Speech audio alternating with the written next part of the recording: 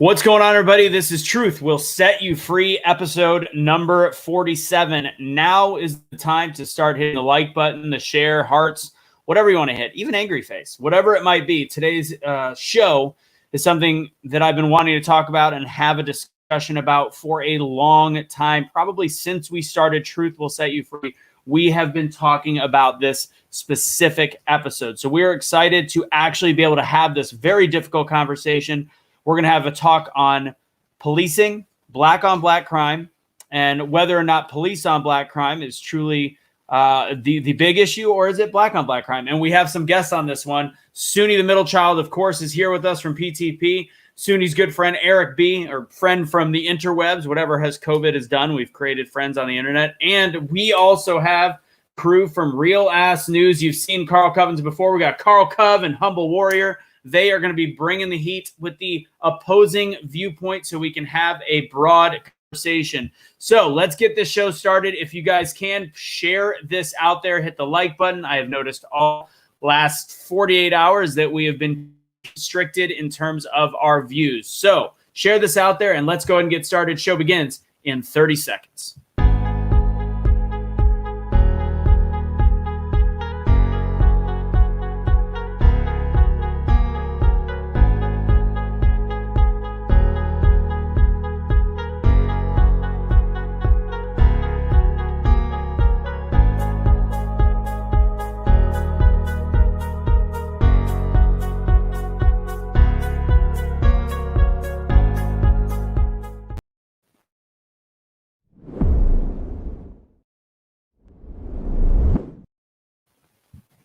That's right, everybody. It's Anthony Michael Russo from hashtag BetheChange. I'm very excited because this is an important issue. To me, it is an important topic to discuss and get to the bottom of and to have opposing viewpoints so we can all learn from each other. I've started reading a book, as a lot of you guys know, called Think Again.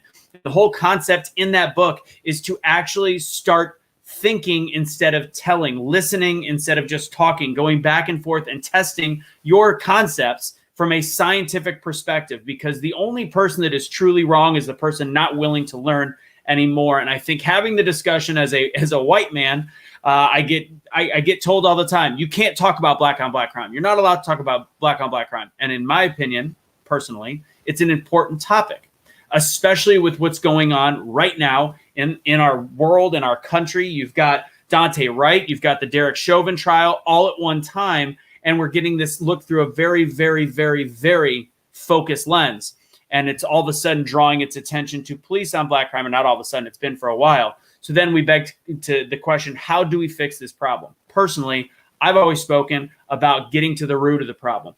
And you have systemic racism in the history of the United States of America that has gotten us to this point. But how do you fix it? And do you fix it by ignoring black on black crime, or do you face that head on? So I'm excited to introduce our guests. We're going to have this conversation. This show, we are not going to be talking really about vaccines and all the issues going on with Johnson & Johnson. I talked about that earlier on a live. We know that there is some interesting stuff going on in that world, but let's specifically talk about this one focus issue and have a great show with it. Again, before I bring everybody up, we are super low on viewers. So there's definitely something going on with Facebook. Not surprised. With that said, let's go ahead and introduce everybody. We got Soonie, the middle child. Soonie, what's up?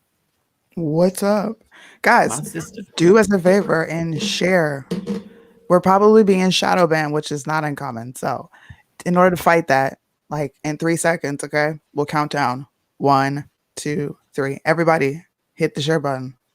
It's right there. Hit it. Tap it. And this is a great show to share because we have both viewpoints. This is not going to be one-sided. This is going to be a focused show.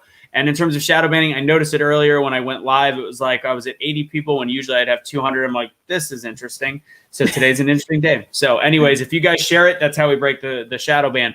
We, of course, have our opposing viewpoint. You've seen Carl on the show before. It's been a long time. He was on with Cash.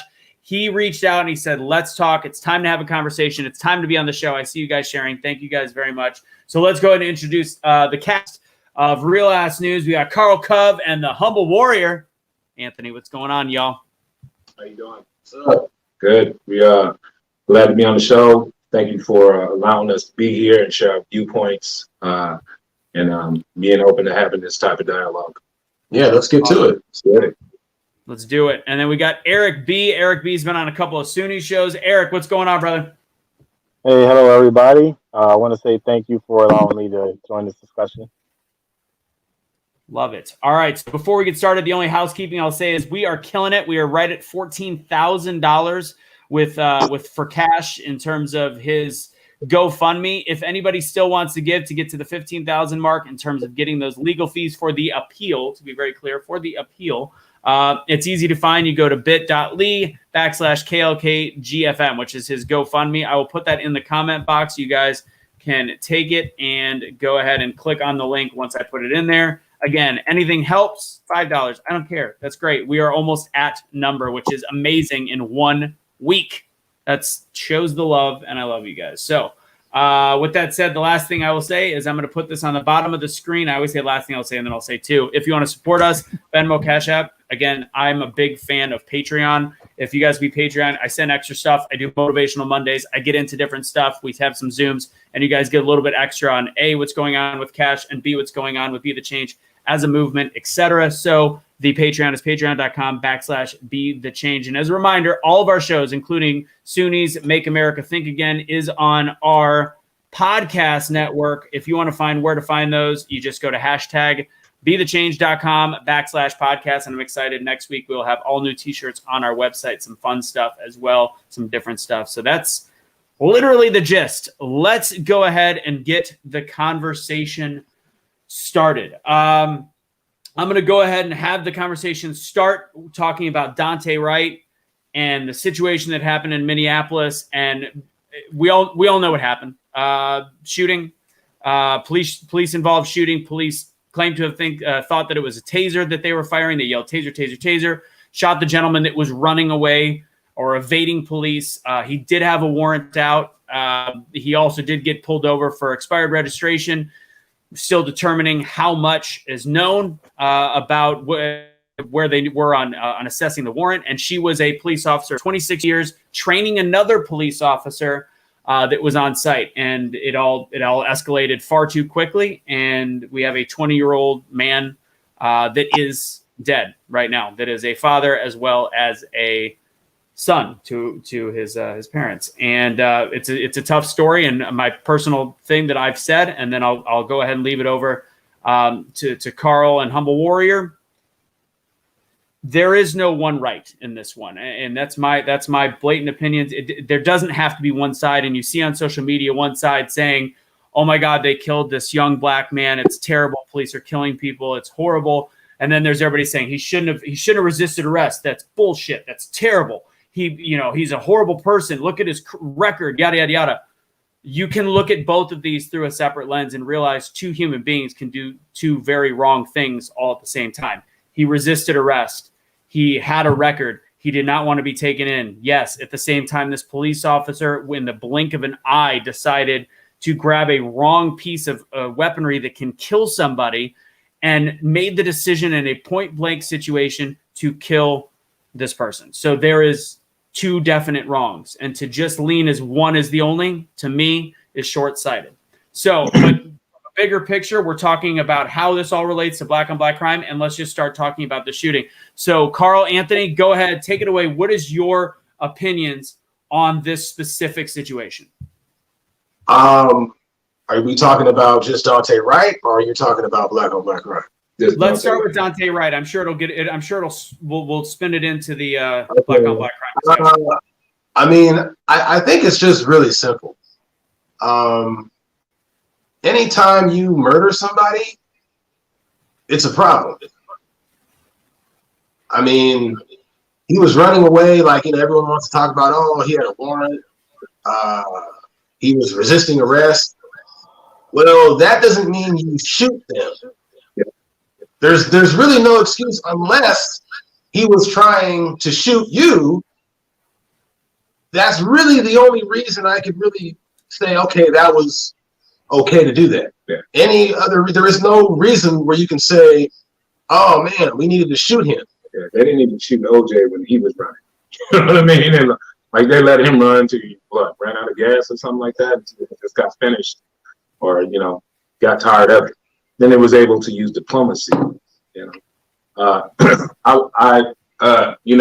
It continues to be the narrative of how we, instead of looking at the facts, it's him having a record, this and that. No, he was killed. He was killed. You know what I mean? It was still inconsequential to what the officer did. Now you used a very, very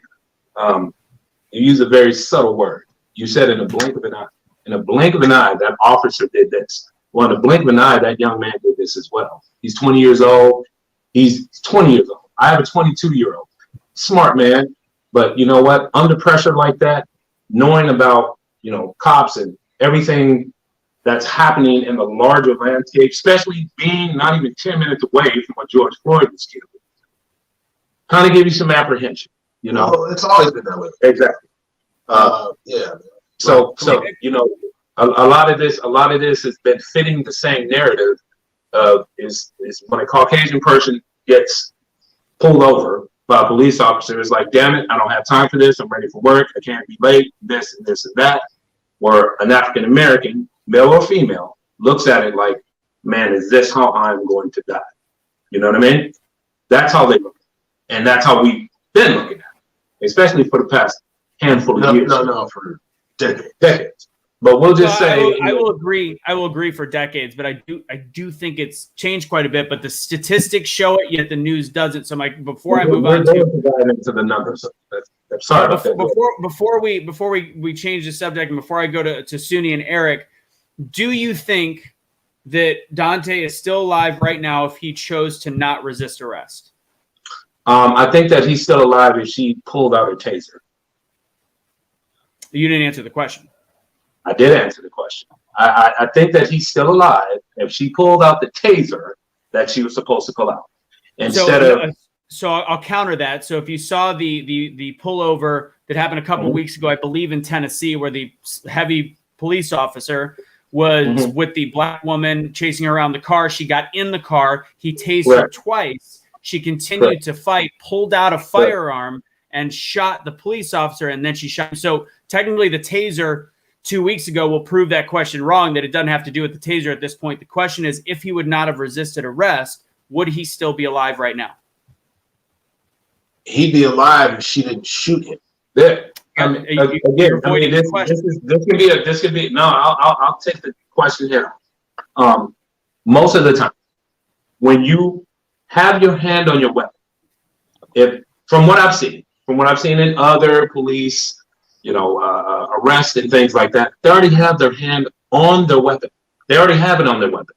It's not like he ran and she was like, quickly put her hand on the weapon. She already had her hand by her waistline. She had her hand on the wrong weapon. No one says that, but it'll come in the court hearings and stuff like that. She already had it on the wrong weapon. That's why she withdrew it and just shot him. She wasn't trying to fumble with it. She knew what she was doing, but you could say anything on camera, but what you do is something different. So what I'm saying is, like, I don't necessarily, it's, if he didn't run, it always comes to something.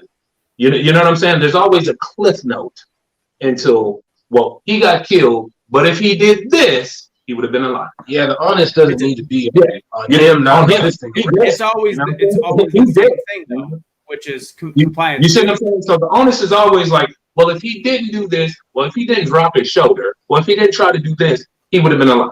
If he didn't try to do this, I think that's a big deflection. I believe as though every time it comes down to if he didn't drop his shoulder, if he didn't drop his shoulder and pull his arm away from the police officer and resist arrest. I think resisting arrest is a common occurrence in all these situations. Yes. So yes, if she but it is not a death sentence, Anthony. You know what I'm saying? No, I agree, but it's a risk. It should not be paused for a death sentence. You know what I'm saying? I'm talking too much, so I want to have Soonie go. I apologize. No, you're good. You're good. That was a good discussion. Soonie, you're muted. Go ahead and go.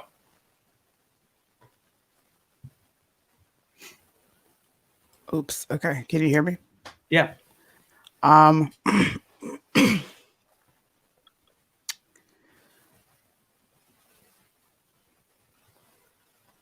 don't know. Like, there's nothing wrong with acknowledging that Dante went wrong in some areas. That's love to even be able to say, what that cop did was wrong. You should know the difference between your gun and your taser. You know, I don't think anybody has that argument as if she's right. I think she should go to jail. I think she should do some time because at the end of the day, her mistake, as people are calling it, ultimately cost the man his life, like Anthony said earlier. But we can't ignore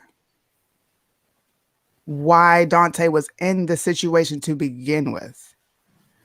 I know cops, a lot of them. I do shows with cops. Chelly, she's a cop out in Chicago. She said so many times, I can't see the person's race that I'm pulling over. They could have tinted windows. You can't always tell. You could be at the back of them. You can't see what race they are.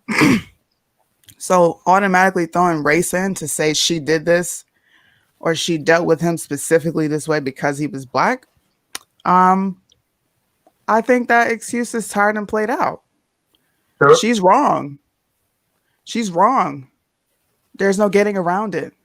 But Dante did something for the police officer to have him put in cuffs. That does not take away from his life being snatched away from him. That doesn't say that the cop is right. It says, bro, how this is what the question is. How did you end up here? How did he get to even be near a cop in the first place? That's Good important. We tend to completely block that out anytime a black person is killed because somehow that's saying that their life deserves to be taken, and it doesn't. What it says is it's messed up what happened to you, but you contributed, bro. You knew you had you knew you missed a court date. You knew you had some stuff you needed to take care of, and you decided to not go to that court date. So ultimately, because you decided to not go to that court date, you have a warrant for your arrest. Take the L, do what you got to do, come back out alive. And I think it's going to be important when they look at this from an investigation perspective to see exactly what that warrant was. Actually, we know what the warrant was. Was it discussed? Yeah, we have the warrant. It was for possession of a illegal firearm and running from police. Yeah. And there's an alleged aggravated robbery that's a part of it too. So the question also becomes, and this is big for the future case, did they discuss that on the way to the car? Did they know that this person could be potentially carrying a firearm? Did they know? Because that will cause the situation to escalate. Again, that does not take away from the mistake and potential manslaughter or whatever it might be that you will get. But if you don't take a look at the full circumstance, if they knew that they were going into a potentially heated situation, it changes the reaction time. If it was never discussed and it was just, oh, this guy's got a warrant, let's check him out, expired registration, I think that's a game changer because then that I think that makes it much, much worse. Eric, do you have any opinions specifically on Dante? I have several. And my first impression is, after I saw the video, to me, it was cut and dry what happened.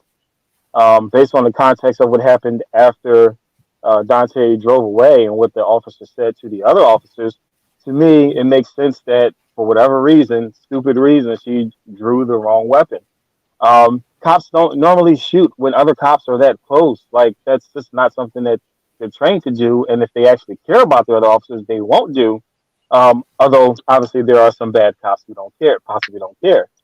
Now, the problem I have with these discussions that turns me off from even having them is that immediately we become psychics, where we know what every black person thinks and what every cop thinks, and we begin to treat black people like helpless beings, zombies who can't make decisions.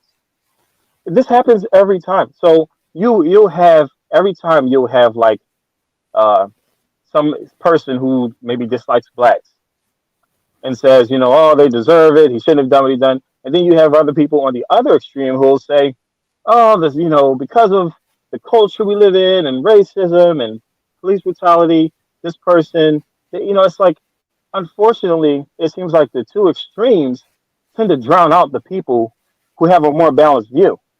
And the danger with extremism is the more you interact with it, the more likely, if you're not careful, you are to become extreme yourself.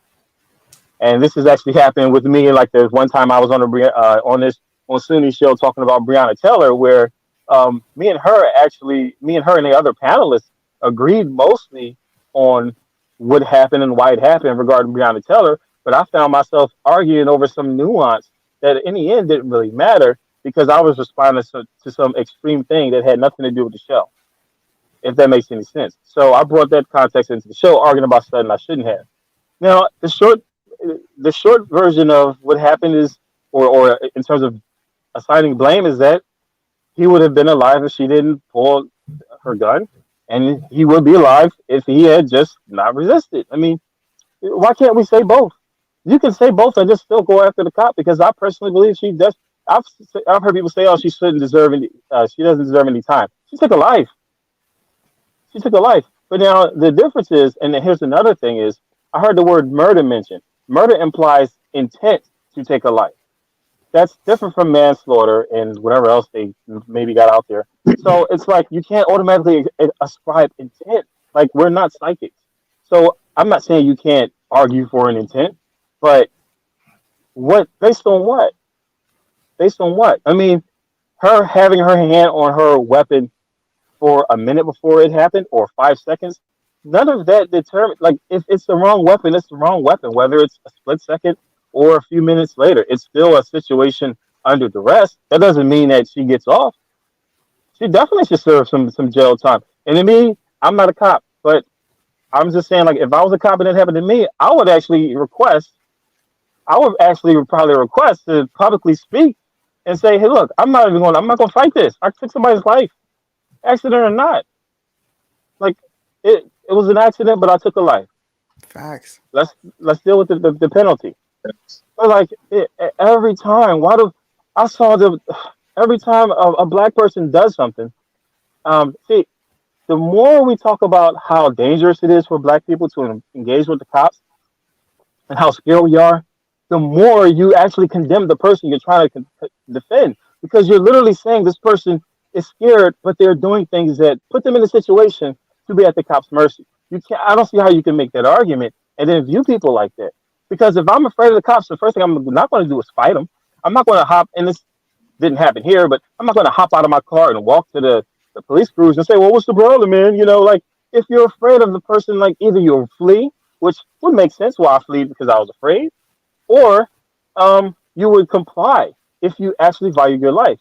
So at the end of the day, when it comes to our discussions about this, my thing is, what do you want to change? What outcome are you looking for? If you're just looking to punish people or blame people, you're going to have a problem if you're only looking at one party in the situation. If you look at any situation and you apply a narrative to it and you ignore steps along the way as to how a situation occurred, that's not going to change anything. If anything, you're just going to become more and more frustrated. And I will argue that when we don't deal with these situations honestly, you actually make it more dangerous for black people and more dangerous for police, because you make tensions higher and higher. Yeah. And I mean, I'll stop there. I've been talking for a while, so I'll stop there. And I'll go back to you guys to Real Ass News in a second, because I'm going to direct this back towards you, and I'm going to follow up with what Eric said. That's where the fact that I couldn't get you guys to answer on the compliance end, to me, speaks to the bigger discussion of the why do we not bring up some of these touchy subjects, because to disregard the concept of compliance and disregard the importance of it and say, well, it's the cops' fault, makes it more dangerous for black youths, black males, black people in these situations, because we're essentially not placing any blame on the compliance aspect. And when we do that, we're almost we're celebrating the person that is the non-criminal that technically is died while being that criminal. They were doing something that put them in harm's way. They were risking their life. So is it dangerous to avoid this part of the conversation? And then you guys have a bunch I know that we talked about. So go ahead, guys. All right, I'll go first. So as far as not answering the question in regards to him doing what he did to get the warrant or resisting arrest, okay, that narrative is pretty old and tired. And the reason it is because there's too many circumstances where black people comply. Where we did comply. And still get killed. Yeah. Orlando Cassidy. Okay. Sandra Bland. too many times. There's one where the guy he's sitting down and he has his hands up and he still gets shot. So I mean, it's just like that narrative is pretty tired and old. So it's kind of like telling a girl to cover up so she doesn't get raped. Yeah. Okay. No. How about you just don't rape her? How about we teach not to rape culture? Okay. So it's like it's just that's the narrative. So anytime something happens, everyone wants to bring up their criminal record, okay, to kind of justify the shooting. All right. Well, let me ask a direct question to that point. Yeah. So do you think, if we're talking statistical and we want it to stop happening, do you think the same amount of women are raped per year, per month? Let's say same amount of women are raped per month as unarmed black men that are fully complying are killed in a single month? No, I have no idea. I don't have the facts. I can't. But listen to that verse for what we're talking about, man. I want to talk to Soonie. You said as far as like black people having zombie mind states and things, and I'm paraphrasing. I want to make sure I get it in context, you know. But I want to make sure that we know that police officers are held to that same standard. Matter of fact, they're held to a higher standard. I mean, I understand, and Brother Eric B, I appreciate a lot of things that you said. I think it was relevant when you stood on things and you stood up to the forefront of things, and I appreciate that type of dialogue, man. And I think that we can't admonish the police officers who are in this situation. They're trained to be in situations like this. And I understand that mistakes happen. And I understand that this was a mistake that took a person's life. But here's the thing, just like we were talking about. The narrative is always, and I've even saw it on your page, you know, Anthony. You said, you know what, I'm going to reserve the right to say what I have to say until I find out the facts of this and that. And there's nothing wrong with that. But it just seems like whenever I hear that, people are always looking towards facts, and we'll talk about this in the George Floyd case or whatever. They're looking for something to hang their hat on to say it's okay that he was killed. You understand? I'm going to tell you that one more again. That it was okay that he was killed because he did this. No wonder why he was killed. No wonder why he's dead now. No wonder why his daughter doesn't have a father. No wonder why his parents don't have him. Instead of looking at it as like, you know what? This probably should have been handled differently. Handled way different. So the thing about it is the man was stopped because they said afterwards, after the shooting, after everything. But the first thing that they said was he had a air freshener hanging from his rearview mirror. Then they said afterwards, after the whole thing happened, they looked at his license. It was like, oh yeah, his license just ran out too. Let's run into his record. Oh man, he had this, he had that, he had this, he had that. But at the same time, none of that was like towards officers. He wasn't being violent towards the officers. He didn't even attack the officers. He tried to run away from them. And again, you can say that's enough reason for them to kill him. But still, in the climate that they're in, they know they live in Minnesota. They know they live in Minnesota more than we do. You know what I mean? They know the climate. They should know the area that they're in. They should know that the George Floyd case is everything and teach. And I'm not saying to holster their hands, and they can't be police officers and they can't do their job. But if this wasn't a violent stop, then how did it end in violence? And how did it end in violence by the police and not the criminal and the so-called, agitator or whatever? What did he do? He agitated by running. It's not like he ran towards the cop. He ran from him. He was scared of them, man. And regardless of what you say, I mean, I've been stopped by the so is Cash and everything. We talked about that. But man, I'm scared of them now. I go to work in a suit, and I'm still scared if they stop me for any reason. You know what I mean? So I can only imagine what a 20-year-old man was thinking. And I'm not admonishing what he did. I'm not. Yeah, it was a dumbass decision, but it should not have cost him his natural life. It shouldn't have cost him a year to be here. You know what I mean? Soonie and then Eric, real quick, and we're going to keep circling, so you guys will have a chance to respond. Soonie, go ahead. Okay, you started out with something that I didn't say at all in the conversation, which was what he did was there reason to kill him? I never said there was any reason for him to be killed.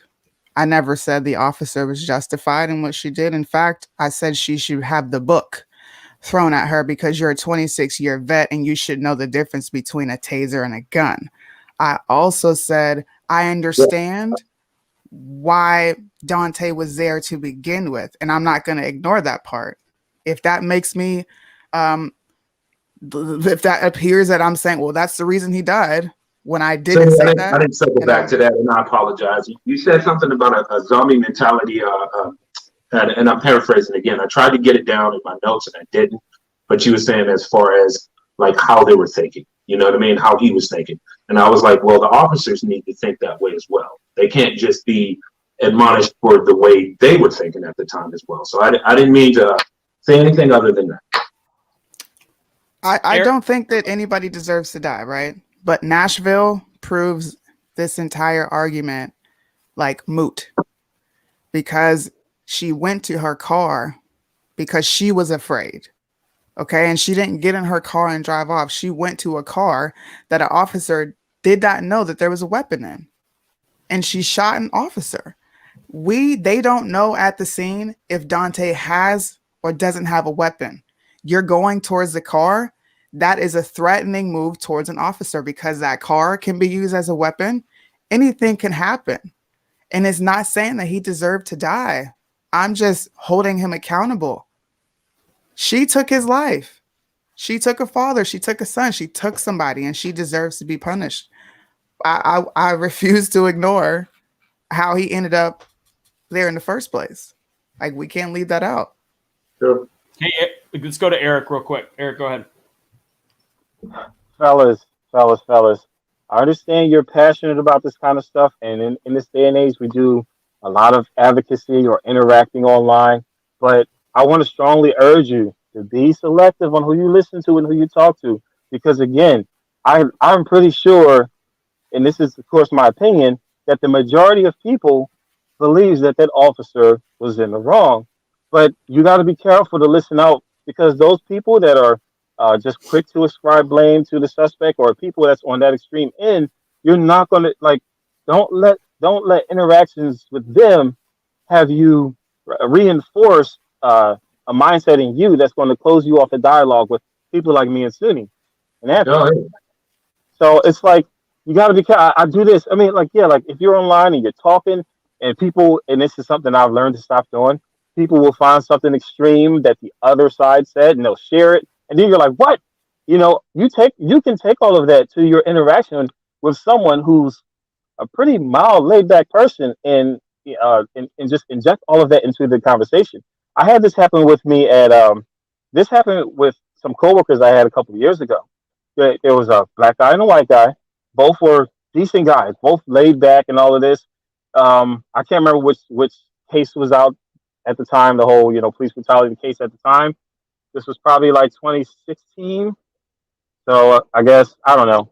But anyway, they were playing basketball off company time. They were playing basketball and they had the normal basketball spat.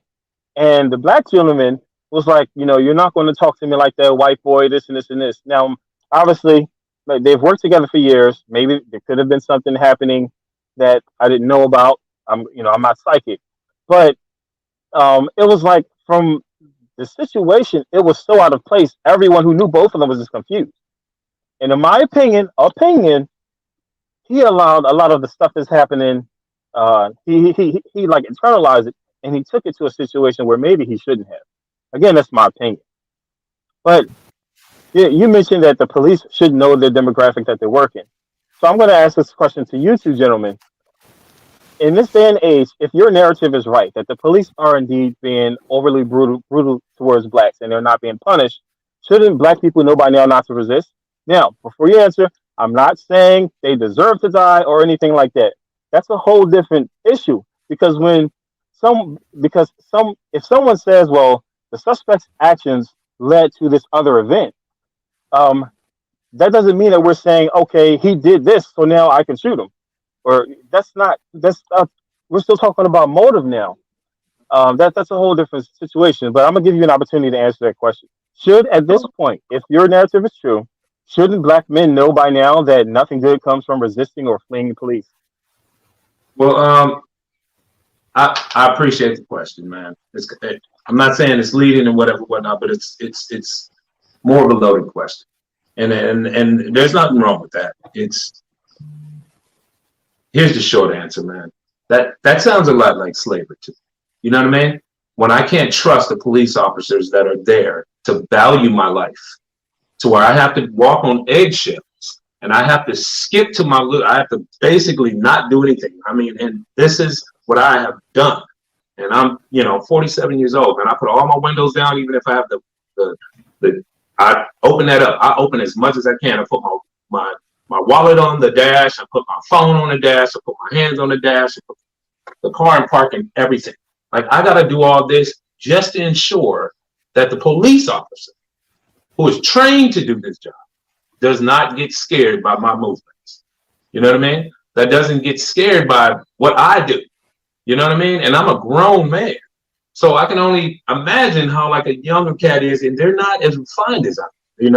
I'm not saying that they can't be. I'm just saying 9 times out of 10 they're not, because they're still learning. They're still learning how to be in society, how to be men, period. And it's just it gives too much. It gives too much chain. It gives too much rope to me having to do everything perfect in order for you to do your job. You know what I'm saying? I have to do everything on my side to make sure that you do your job correctly. Does that make sense? You have to or do we want to go around again? You have what you can go. Hold on. You have one thing to do in that case, which is do everything under compliance and what the police officer says. That's not one thing. That's saying one thing. You have to. Okay, you just said it. You have to do everything in compliance. Okay, compliance usually means, hey man, stand still. Sit down. You know what I'm saying? You gotta sit down, be quiet, put your fingers on your nose, do this, do that. Don't make no sudden movements. Don't look eyed. Don't try to call nobody because you feel unsafe. Don't try to do none of it. Don't do that. Don't turn your back. Don't do this. Don't drop your hands. Don't look at me crazy. Don't talk to me crazy. They do that to protect. You know what I'm saying, Anthony? So it encompasses a lot of things, but you say compliance. You see what I'm saying? So all these things are under stress. So at the end of the day, the reason that the police do these things is to protect them in instances that are like the Nashville situation. We ignored the fact that 3 police officers were shot 2 days ago, the same day. There were 3 police officers shot and killed in other parts of the country. We ignore that. They have a very dangerous job. So yes, you have to actually make sure that everything is done to the letter of the law. And the cases you brought up, and I don't know exactly which one where somebody had their hands up. I know it's not Michael Brown. But when you talk about the ones where the hands go up, I don't know, and they're shot, there's also cases of white people as well. Soonie has the exact same videos where there's a white person that's just killed by a shitty cop. It's not about in the motel room. I remember that. But when you bring up 1 or 2 things over a span of 5-10 years, where Sandra Bland, that Tamir Rice, I am with you. That to me is the ultimate. How that's not still talked about as the one major example today, I don't understand, because that was blatant. And it was ridiculous, but we bring up these very specific topics that can be looked at in 2 different ways. Whenever somebody is not complying with the police, that becomes the media narrative, because they know that it's going to shake up that ant jar, and the black and the red ants are going to be fighting, because one side goes, should have complied, and the other side said, no, fuck the red ant. And it goes back and forth, and in the end, it makes 0 sense. So the last thing I'm going to say, the interesting thing about being pulled over while black, and I know that's part of this discussion, is you look at it, he had tinted windows and he had bad registration. So why is sometimes you pull somebody over for what is an actual offense? What did they do wrong? In this case, they found a criminal. That's the whole reason you sometimes do these things. You found somebody that had a warrant out for their arrest. They were driving with tinted windows. You can't see in the window to see who it was. And they had a bad registration. That's the situation where the police officer, technically, if they wouldn't have unfortunately killed this man, got lucky. They found a criminal that needed to be put away. So you're not being pulled over for being black. You're pulled over for tinted windows. It happens that a lot of times in these circumstances, it is African Americans than it is, but it's such a dangerous situation to not. Okay, actually, let me change that. That makes it sound like it's only black people getting pulled over with tinted windows. Statistically, that's not the case. It's just not. It's socioeconomic. It's bad neighborhoods, and that's a whole long discussion on social justice or social injustices over the years. But in today's day and age, statistically, it's incorrect to think that it is by this ridiculous standard. Soonie, I know, has got a topic that she's going to bring up that'll probably spin it into black on black crime, I assume, because this is where we're going with this, because we're talking about black on black crime. Does it have a cause and effect in situations like this? Because are the cops trigger happy, et cetera? Go ahead, Anthony, and then we'll go to Soonie. So like, obviously, if someone breaks the law, they break the law. Okay. I wouldn't advise my nephew to drive a car without a license, without insurance. If he had a warrant, I'd be like, why are you driving? Okay. So I'm never going to say that someone is not in the wrong. Okay. If he didn't have a license and he, obviously there was some wrong there, but just like Soonie said, it shouldn't have cost him his life. Yeah. Okay. So, I mean, that's really the only point that I'm going to make. And as far as, but the narrative here is also that, there's times where you comply and it doesn't matter. Okay. So, a lot of times in that situation, someone will honestly think, well, why should I even take this chance? You know what I mean? Like it's kind of a slippery slope. Yeah. To me, and it's probably another conversation. Okay. But there's obviously a weaponization issue. Okay. And as far as being pulled over while black, that's definitely a thing.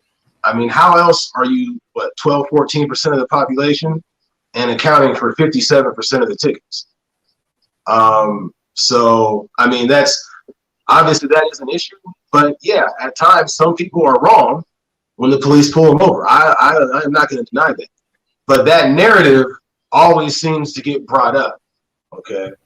It's just kind of like how DMX died. All they want to talk about is drug problem. But then when they talk about Prince, whoever the fuck just died, that, he was such a great guy. I mean, so it's just, That's not true. That's not fair. They've literally slammed his racist past. Every major news network talked about paragraph 3 in his obituary, talking about him being hateful towards women and people of color. So that's not true. They don't think he was the greatest person on the planet. No, Eric, in the daily, in a newspaper, they put, Prince Charles passed. They didn't say nothing about that. And then they said, troubled, DMX with the drug pass, whatever. Now, I'm not saying that there wasn't an article where they talked about him being a shit. I'm not saying that. But obviously the front part of the paper, okay, had both pictures up of him and DMX. One was positive and one was negative. So it's just that these narratives keep popping up. I think that's kind of a spun fact a little bit. Eric, go ahead. Hey, so I'm just amazed that once again we came back to the idea of that we're not just going to hold black people accountable, and we're going to treat black people like they're stupid, helpless idiots who can't make decisions. If you can go to a situation and say person A should understand the implications, then logically, if you have any respect for that other person, you're going to say to that other person, or you're going to hold them to the same standard. Now, this is a problem because the people who advocate the most for black people treat us like we're helpless. I'm personally offended by that. I'm not helpless. I have the same ability to make choices as a white person can. And if I'm in a situation with a white person and you hold them to the standard and you turn to me and say, there, Eric, I know you can't. I know that you're emotionally distressed and you can't use the same logic and self-control. No, that's offensive. That's treating us like we're inferior. In the name of advocacy, that's insulting and it's dangerous. Well, you cannot take a situation. You cannot take a situation. You cannot take a situation and look at one person and say they should know the implications, and the other person and say no, they should not. Now, Eric, in terms of Eric, you literally, I have to wrap that around, brother. You literally asked us a question that if this whole thing is the way it is, then shouldn't black people know? You know what I'm saying? You asked us that question. Yeah, because they're acting. And you didn't answer it. That's what I'm saying. You know what I'm saying? You didn't answer it. You didn't answer it. You said it was like giving us. You said it was like slavery. You didn't give it a yes or no. And I understand that some answers are more involved. But ultimately, I tried to explain it a little bit further. I mean, yes, we take ownership for things that we've done wrong. There's been times I've been pulled over when I was a young cat. I knew that I messed up. I knew that I didn't got pulled over and my tags was bad. You know what I'm saying? I was like, oh shit, I know I'm in trouble, yada, yada, yada. You know, but there's been other times that I've been pulled over and I've been jabbed at, even though I have my license, registration, everything. You know what I'm saying? I've been jabbed at. Do you have any weapons in the car? I'm like, no, why would I? You know what I'm saying? Do I look like I have weapons in the car? I'm in a suit. You know what I'm saying? Why would I do that? You know what I mean? So I've been poked at the same time. And I'm not saying it's happened a lot, but it's happened. You know what I'm saying? I think you misunderstand. I hear you. I hear what you're saying. And I appreciate that you've been being able to take personal accountability, as we all should. I think you're misunderstanding what I'm saying. I'm talking about the implications of saying the cop should know this, but then not being able to say that the black person, the black suspect, you can't hold them to the same standard because it's like slavery. You're basically exonerating that person of personal responsibility. Not you, but you're exonerating that person. And when it comes to complying or whatever you say you feel like you need to do when a police officer walks up to your car or whatever, it's interesting how you frame it. You view them as a person who's been trained for X amount of years, months, whatever, to do their job safely, and that makes sense. But they're also, you can look at it this way. A person is approaching my vehicle who doesn't know me. They don't know if I'm a criminal or not. They don't know if I have a weapon or not anywhere in the car or not. Therefore, I have to be mindful that this person doesn't know my intentions, and I'm going to conduct myself that way. Well, Eric, that sounds good in theory, man. You know what I mean? In theory, yes, you would hope that people would think that way. But here's the thing. There's only one person that showed up to the scene who probably has 26 years of experience. And then the other another excuse for not holding a black man accountable. No, I'm not saying another excuse. I'm just saying it's just the same way if someone close to you dies, man, everybody internalizes that and displays it and acts in the moment completely different, man. When my dad died, I fell apart, man. I fell apart. I couldn't even think straight. Whereas my sister, you know, she cried, but she couldn't let it out. You know what I'm saying? And caused some people to be like, does she have emotion and this and that? I'm like, no, man, it's just how you take the situation. Now, I'll say what I mean. I'm not trying to make it super around about what I'm saying is somebody, probably me or Anthony, I would get pulled over and I would be like, hey, man, I don't want to make this officer upset and this and that and whatever, whatnot. But somebody in that same situation can just be in the fight or flight mode. You know what I mean? They just be like, man, I just want to get the hell out of here. I'm scared of it. You know what I'm saying? I heard all these people getting shot. I don't want to be one of them. Man, hell, fuck this shit. I'm out. You know what I'm saying? So I'm not taking the guilt away. But what I am saying is in the moment, shit, no one knows what they're going to do. You just know right now we're outside of the moment. We know what we should do. We know what sounds good to do. But we don't know what the fuck we do in that situation. A lot of people don't. You know what I'm saying? So that's all I'm saying. And not to make him a victim or anything else like that, but I can't get in his head and be like, this is exactly what he was thinking. He knew better. He should have known better. He should have been. You actually did get in his head. You actually did get in his head because, okay. And maybe it was enough for him to want to run. That's all I'm saying. That's all I'm saying because that's what he did. All right. I got to stop. Go ahead, Soonie. Go for it. Okay. You're implying that he was scared because it was a cop, and then you're implying that the cop really didn't give a shit how she handled him because he was black. I didn't say that.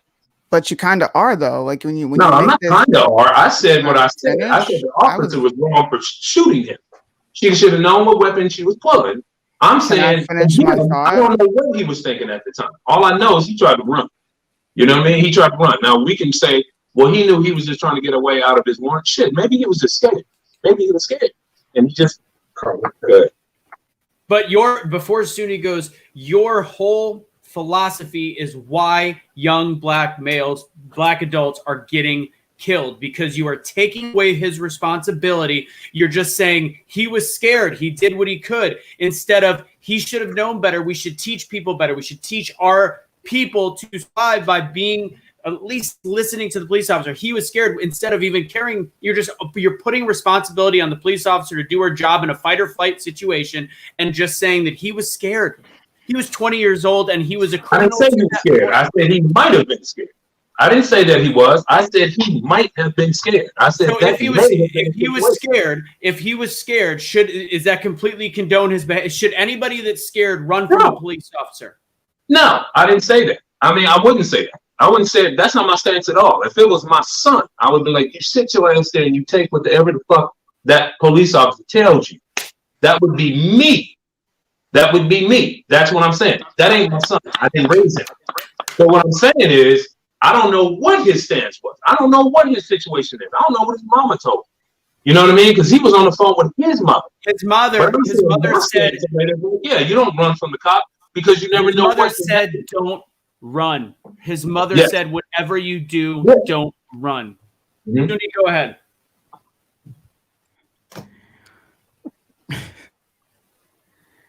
We don't know what the cop was thinking. No. Like this, it's all assumption. It's all, well, this could have been, woulda, shoulda, coulda. Like, we don't know. That's injecting emotion into a conversation where we don't know any of these people. We see what the media put in front of us, and they do this on purpose to get people emotional about situations that don't need emotion. We don't know Dante Wright. I mourn for his life because, you know what? Another American is dead. I put that on my page. Damn, another American is gone. Every day there are Americans dying. And we're sitting here arguing, if this cop did this because he's black, black people can't do this. It's a death sentence when they get pulled over. I've been pulled over. My husband's been pulled over. My father's been pulled over. We didn't all die. You know, this is not something that happens every single day. So here's my question to you guys. Do you hold black people to the same standards that you hold a cop? Because I can give you 4 names of people that died you're in Chicago, I think. So you know that there's like a mass shooting and mass murders almost on a weekend basis. Every weekend there's something going on. I just saw a video of a young man walking through a club and there's dead bodies all over the floor. It's normal to them. They're like, dang, somebody came and shot up the party. Look at this, man. We got bodies sitting on the floor. Do you why don't you hold those people accountable like you do police officers? We go so hard at police, but our inner cities are fucked up. That's a whole other topic. We're gonna talk about that. That's black on black crime. We're talking about it right now. So let's where does that responsibility take, and why is it that we don't? Why is it that BLM? Why is it that we are consistently talking about the outlier, the unarmed black man that happens once every 2 to 3 weeks based on the statistics of the year? It's rare. It's few and far between, and it usually has to do with the lack of compliance. Why don't we talk about bodies on the ground, deaths in Chicago, black kids being killed constantly? Why is that not brought up? Okay. I don't know why I'll just be honest. The whole premise of black on black crime is pretty ludicrous. It's an absolute red herring fallacy. If we're talking about black on black crime, we should be talking about white on white crime, because the numbers are very similar. Okay. They are. And at the end of the day, exactly. So why that it shouldn't even be a thing. Can I answer why? Hold on. I'm not done. No, wait. Soonie has 10 seconds. Answer why, real fast, and then we'll go right back. We constantly bring it back to black on black crime because white people aren't on TV asking for their lives to matter. They don't freak out when a white person is killed by a cop. They say, you know what? Damn, Jim was wrong. That's your why. Like I'm putting it as blatant as I can. All right. So okay. Spot on. That's spot on. That's spot on to a narrative that here's the push, man. The push is this. The push is that we look at it by statistics, and we can have all of these statistics in a microcosm that's saying that, you know, there's a rise in black on black crime and this and that, and it's running rampant in America. And it's probably why the black race or the black people are a little bit more violent. And if you look into the culture, you can see that it's a much higher rate than it is white people and this and that. That's the reason. This is why I think it's something that shouldn't even be bought up. All right, this is why. Well, it's how here. Let me get my thought out, man. How much of a percentage do black people make up in America? 13%. 13. We'll say 14%. Okay, that's just common numbers. All right. How much? What does that number look like? What is that number? 14, what is that 13%. number? Not 14%, but if there's it's a minority. Okay, there's 36. It's a minority of the country that makes up the predominance of the crime in the country. Go ahead. Right. But what I'm saying is this: there's 36.2 million black people here 40. who identify as black or African American. Am I right in saying that? We can Google it. 40. It's Okay. over 40%. I'm just doing the math, but it's more than that. So you see that number? Okay, so now that number, she said that's even more than I even said. That's 40 million people. Now we look at black on black crimes per year, 46 and million. what that looks like, and what it looks like in number form. Okay, so for every year, I'm talking about all the deaths that you said that were done in that club, and in Compton, Watts, South Central, New York, and anywhere else that you can find, where black on black crime is happening. That number is around 2,200 per year. Okay, at the end of the day, Hold on one second. Let me get through my thought. So what I'm saying is, what I'm saying is the numbers that you're trying to push, the narrative that you're trying to push is that like 22 to 2,500 people that are dying by black on black crime. Now, how does that represent us in total? It doesn't. What it does is it shines a black eye on us and makes it think like the black community is violent. And we're not. Before Anthony, how many black people do you think die at the hands of police every year? I was just going to ask 3 that. times more than white people. Yes. No, it's actually less. By percentage, by percentage, it's less. I will pull up the numbers right now. Projects has found that black people are currently more than 3 times as likely as white people. Yes, it's likely, but how many people are actually killed? And that's so as likely. Anthony, let me explain to you what likely means. Based on the per capita of 13% or 14% as being a minority, the likelihood based on your amount of the population has a greater chance of being killed by police. But I'm not talking about percentages. I want numbers. No. How many unarmed? Hold on. You have to answer this question or we don't go on. How many unarmed black people were killed by police in any of the last, say, 2 or 3 years total? I don't have that number right now. We can get it. I don't have that number right now. Soonie, I know it was, I believe, 14 in 2018. I believe it was 11 or 12 in 2019, and it was 9 compared to 22 to 2,500. And you wonder why our narrative becomes more important to us. Go ahead and explain how those 9. Anthony, for one thing, we were talking about black on black crime. And we can get to the police and everything. Let's get back to the black on black crime because again, go ahead, man. But we're gonna get back to black on black crime again as numbers. No, we're talking about black on black crime right now. Go ahead. We're talking about police.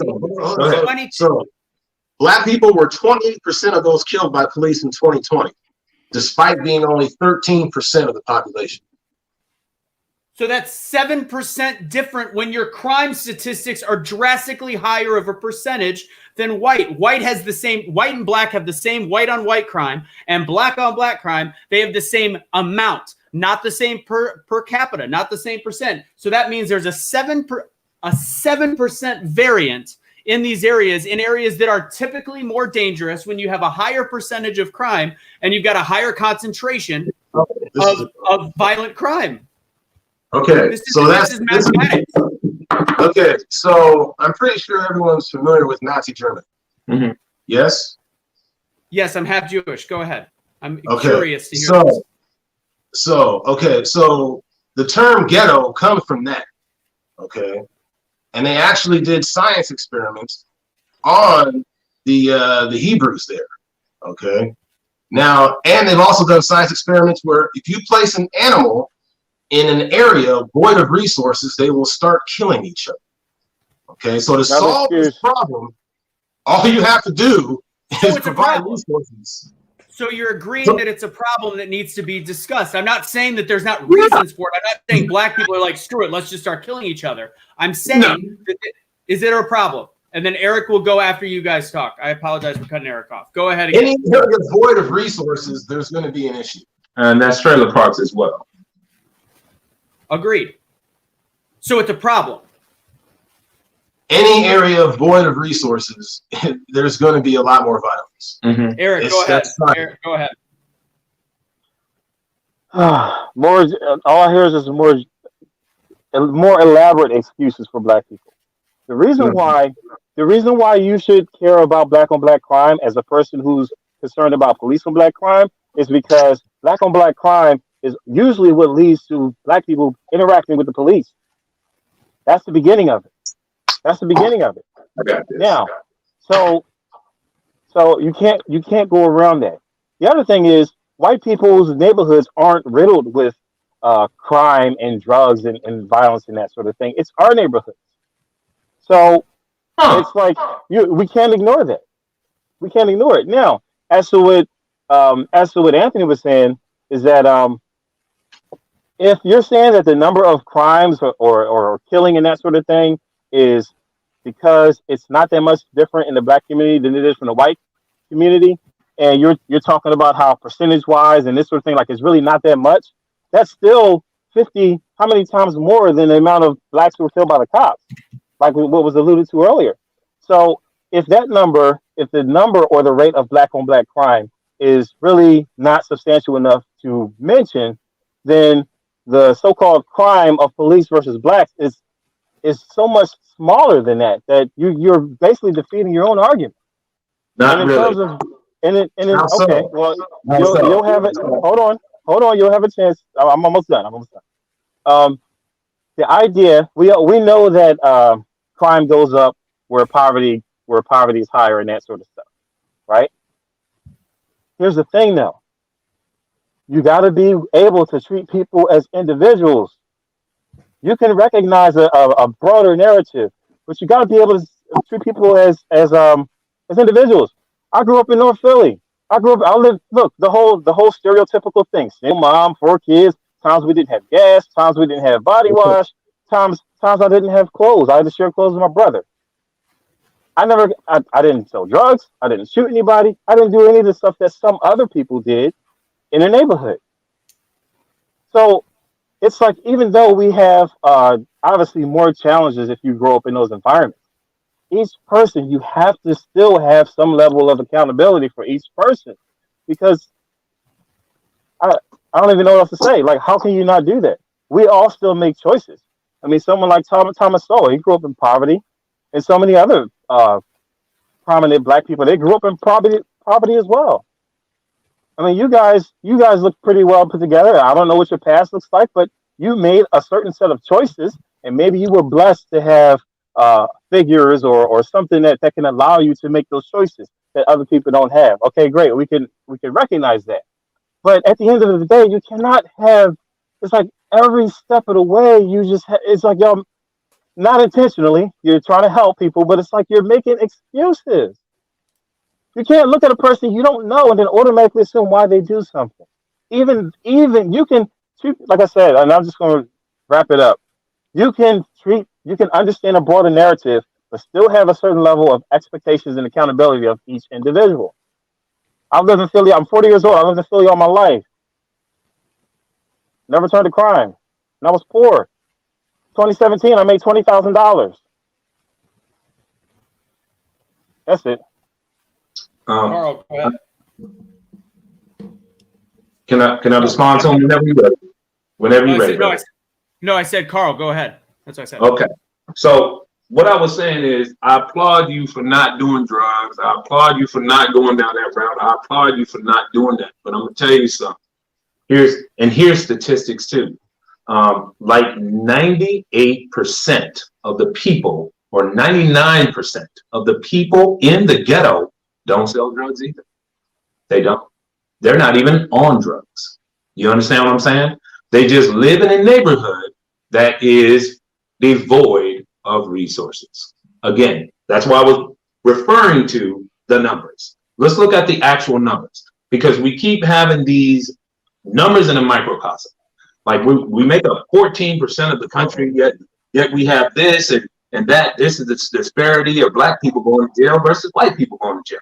But we don't actually say, okay, how many of these motherfuckers are actually going to jail? How many of these black people are actually dying due to black on black crime and the whole nine? Yes. So let's get to it. I'm gonna let you talk on it. So again, here's the average for the last, I don't know, 10 years. Now you guys go do the homework on it. So like in Chicago, Philly, Oakland, where I'm from, here in Seattle, the greater Seattle, a lot of other places, you name it, New York City, you name it, right? You name all these high crime areas and where they have clubs and everything, where everybody getting shot and killed, everybody is stepping over dead bodies. It would make you think that if you go to the ghetto, you're going to get shot by anybody that lives there, or you're going to get killed by anybody that lives there. But in all actuality, if you look at it from a pure numerical number, you're looking at about 2,500 people a year. That's it.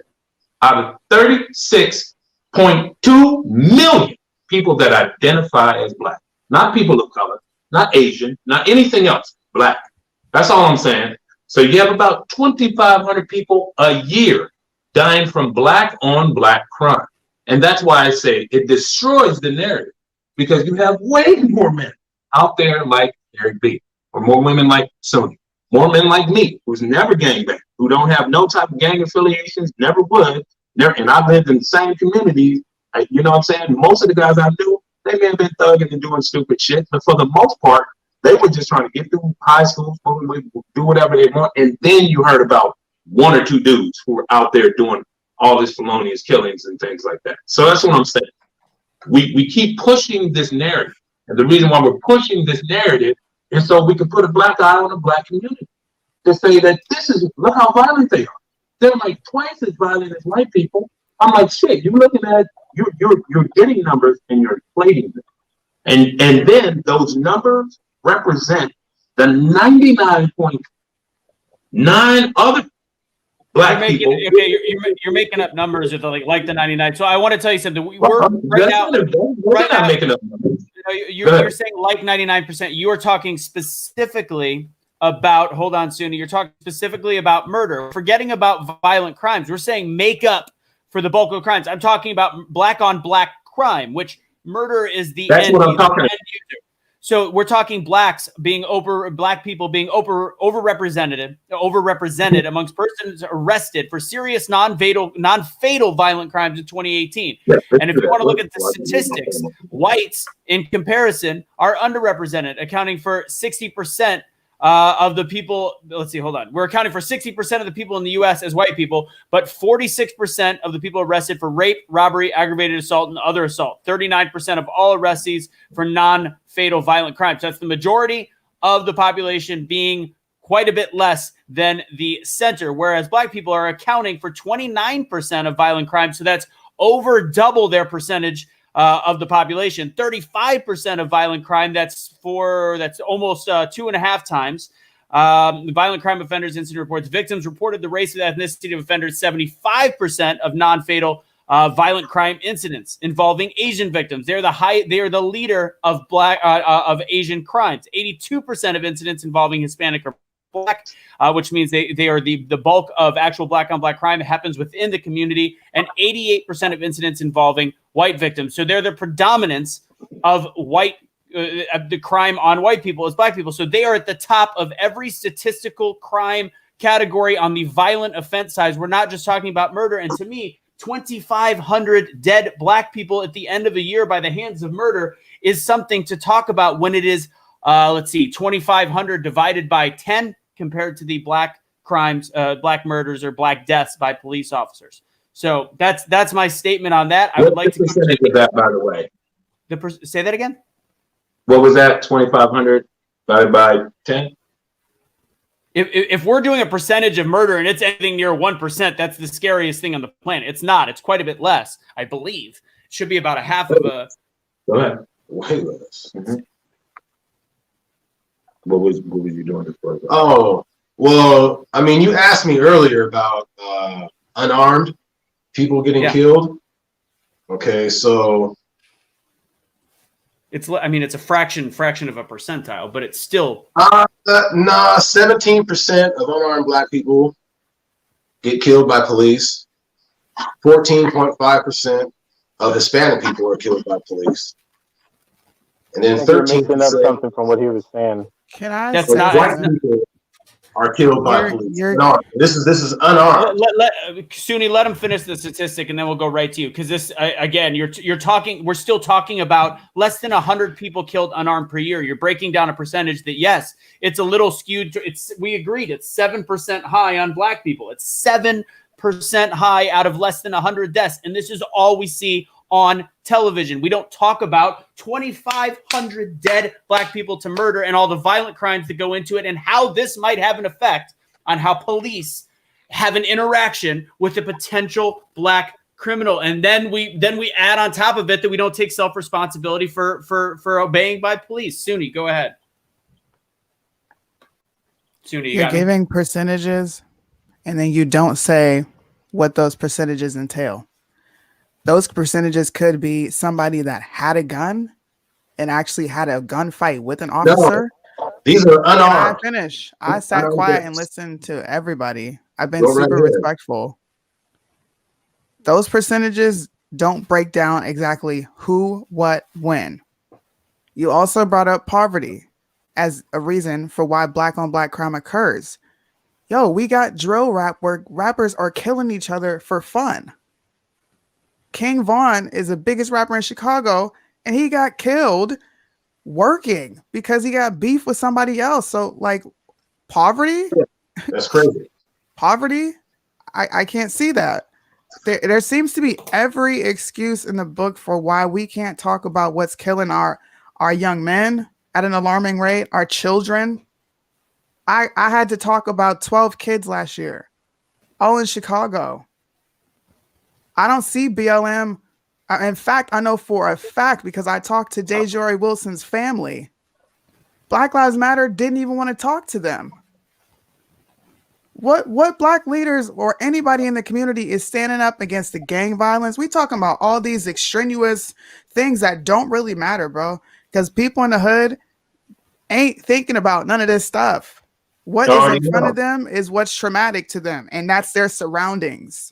The gangs are there, and nobody is doing anything about it besides complaining about white supremacy. White supremacy is not fucking these kids up. If you want to go there, we could talk about democratic policies, but I'm not even going to get involved in that on this show. I'm specifically talking about why we cannot talk about this alarming number. 18 Black people were killed last year, unarmed, by cops. We throw that number out the park as a community. So honestly, police brutality is minuscule compared to what's happening in our communities at our own hands. And we can't talk about that. So that's absolutely insane to me.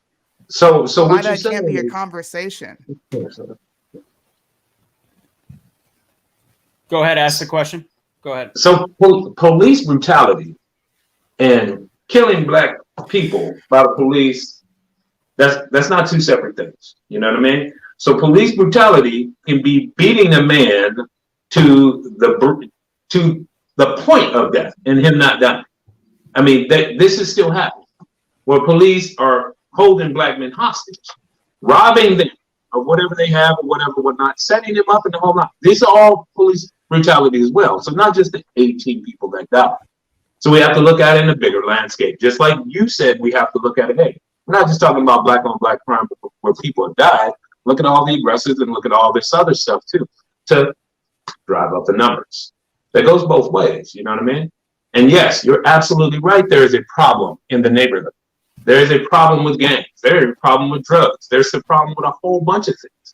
and we don't address it. You're absolutely right.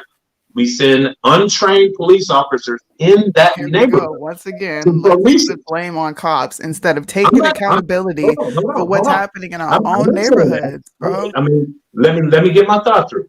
What I'm saying is this: you didn't hear the first part. If you did, you would have heard the first part. No, we heard the first part. You're not applying. You're not. We know the bus coming, bro. You're just putting more police officers there. Why are they there? Why are they there? Why are they there? They're there because of the crime. It is a perpetual cycle if you think of it like that. You know what? We just black people, police officers at it. Black people are never going to be able to help themselves. Just police. They're always going to be helpless. They're always going to be the ones that are down. We're always going to be trying to always overcome. We're never going to progress. Like, I'm tired of hearing that, bro. You're absolutely right. If I want leaders that are going to lead us out. Is going to happen. Everything that you just it's not said, though. You know what somebody told me? I asked. Hold on. I've been quiet. Hold on, Carl. Wait a second. I've been quiet. Soonie, go ahead. I've been quiet. I asked the man today. I'm like, look. Tell me what it's going to take for black people to be able to have what they want in this country.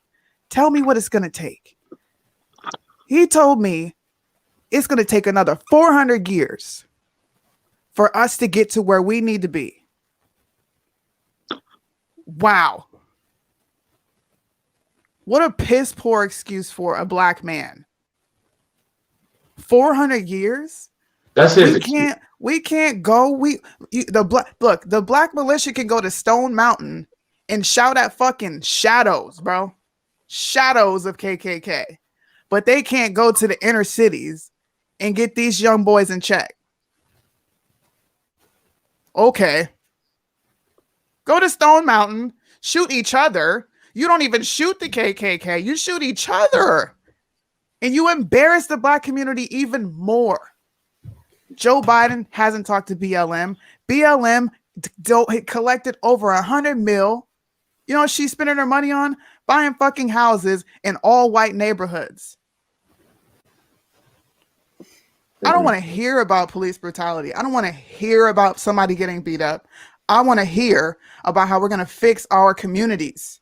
I think we are suffering at the hands of our own people. Democratic leadership in these strongholds where black leaders are there and we're still getting fucked. Mm-hmm. There's no accountability anywhere, ever. There's always excuses. 1,000%. So I want to ask one question, and then if Eric needs to go after this, but I want to ask this directly to you two. What's the solution to fix this massive pandemic or epidemic of police brutality, specifically on the black community? What is your proposition to fix it? Okay. Got it. Okay. I'm next. Well, first of all, it really just starts with how you're handling issues. Every situation doesn't need a police officer.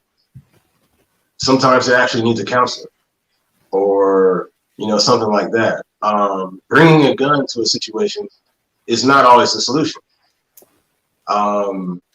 So, I mean, that's always a good start. But I will say this, though. As far as some of the things that Soonie is saying, I am not saying that, there aren't problems within these hoods or ghettos or anything like that. There is absolutely things that need to happen. And yes, we can actually come together and do some of that. Mm-hmm. Okay. So I'm not going to disagree with that premise. All right. But I'm also not going to ignore the other injustices. So a very easy solution is to actually have resources put in these areas. Okay. More police officers. Yes. What kind of explain the resources? Can't use empty words. Okay, so resources. So I'm talking education. Agreed. Job placements, just things like that. Starting, at a very young age. Absolutely. But Now, granted, yeah, there's some good police officers out there. I mean, I've been pulled over and quite a few times, and I'm still alive. Mm-hmm. Okay, so I mean, obviously this happens, and some people aren't alive. So there's something there. Okay, now as far as trying to solve the violence problem, okay, you have to solve that problem at the root and not at the leaf. That's right. Okay. Agreed. So throwing more police. Education. Yeah. Go ahead. Throwing more police is like trying to throw more gasoline onto a fire. Okay. Because statistically, that's not how it works, Matt. I mean, based on what they've seen, the more police, the less crime that happens in an area, less chance for interaction. So I want to directly reply to what you just said. So if you don't want to treat the leaf, do you expect us to wait 18 years for a generation to grow up and just wait for that to happen? Essentially, pull police, have them not police current crime-riddled areas. No. That's another extreme, man. Can I respond to them? Look. Either of you. At the end of the day, we're tired of hearing that there needs to be more education in the ghettos and then the shit not happen. You understand? Because everybody fucking knows that there needs to be education in the ghettos. Everybody knows that there need to be better leaders, better this, and they need resources. The thing about it is we say what they need and we don't do shit about it, period. And so then it becomes, well, I'm tired of hearing about this cop thing and I'm tired of hearing about this and I'm tired of hearing about that. But shit, so are we. Imagine how they feel. Imagine how those people, the other majority of people who are not doing this shit, that is under the eye of scrutiny. Imagine how they feel. Because they still have to be in those same fucking neighborhoods to where people think, oh, y'all ain't shit. Because a small number of you are doing this shit and doing this gang activity and you're killing everybody in the neighborhood. I said it on your show last time. If they were killing as much black people as you thought they was killing, there would be no black people. Who in the hell are going to all these historically black colleges? Who in the hell is becoming all these, mayors and doctors and presidents? Who are these? Where are these black people come from? A special part of the United States? No, they coming from those same areas, man. And they're coming from it with the least amount of resources. So imagine if we support it. Imagine if we actually put. We're going to go Soonie and then Eric. Go ahead. And we're going to wrap it up in about 15 minutes. So go ahead. I'll wrap up, man. Just give me 30 seconds, man. I'm done. Go ahead. What I'm saying is, I think we're all saying the same things. We're coming at it from a different angle, but we all know that this is what we need. We need more education. We need more support in those areas. And just like you said, I don't think it's going to take 18 years. I think it'll happen more quickly than you think. But the thing about it is there has to be somewhere we start. And it can't just be with the conversation. It has to be with something monetary. It has to be a push to be like, man, we got to clean this shit up and put seriousness behind it. Or we're going to end up with more conversations like this or worse. Do you know what happens when you give $1 million to somebody that doesn't know what to do? Like the people that win the lottery. Do you know the high percentage of people when they get? Yeah, they lose it. Yeah, they lose. They lose it. That's ridiculous. I'm saying you have to do multiple things at a time. Sorry, I diverted from Soonie. We're gonna go Soonie and then Eric. I just hear excuses, and I wish this conversation went completely different. I don't hear, well, we need resources. Well, how about we try voting for representatives that are going to bring the resources? How about we educate them on how to fix their communities? Malcolm X said it in The Ballot or the Bullet. Mm-hmm. You give your vote away to a party that promises you the world and gives you their ass to kiss. And you've done it for over 57 years. We can look at Baltimore. It's Black ran. We can look at Atlanta. It's Black ran. Black people decided, the leadership in Atlanta decided to take the MLB away from all those citizens there that could have benefited off of all those people coming there, tourists, Black-owned businesses. Like, we're not doing anything to help ourselves. Because you know what the excuse always is? White supremacy. How the hell are you a mayor if white supremacy runs this country? How in the hell are you a representative in any type of state? A U.S. representative and white supremacy runs this country. That is an oxymoron. White supremacy can't run something that black people flourish in. My uncle came from dirt, piss poor, and now he's a multimillionaire. He built an entire empire. He's a household name. LeBron James, a household name. Thomas Sowell, he brought him up. Ben Carson, all these amazing black people we have. You know what y'all, not y'all, but you know what people call them? Sellouts. Man, y'all are coons. Y'all are this, y'all are that. So in my opinion, black people want to be the perpetual victims forever because you get to use an excuse as to why you just didn't get there. I came from that. I came from a single parent home where my mother was on government assistance. My father was not in my life for most of it. I had no guidance. I had no life skill. I grew up winging it. 30 years later, by the grace of God, I met my husband in high school and life changed for me. But that's a testament to say that everybody that came from my situation, that's the statistic that Obama talks about, you are more than capable of changing the paradigm and making it out. And you don't have to use excuses to do that. You don't. Eric, go ahead. Well, I actually have some suggestions to improve things in the black community, but it's all dependent on mentality and attitude. Because as long as you're telling young people that there's nothing out there for them but racist cops and the white man when you have millionaires who actually made it, telling black people like that don't have anything, no matter what you make, you're still going to be an N-word and this and this. Like, you're instilling victimhood. You're giving it to them. So it's like, we don't need anyone to give us anything. I have a video on my channel. I'm not trying to plug it, so I ain't even going to say it. But I have a video on my channel called "We Have Everything We Need." The black community has everything it needs to turn things around. And the problem is we always have this mindset of, in order for me to do better, someone else must do something for me. And this is why I talk throughout this talk, I keep bringing up the victim mentality. Even though there are challenges, for whatever reason, there are challenges that a lot of black people face.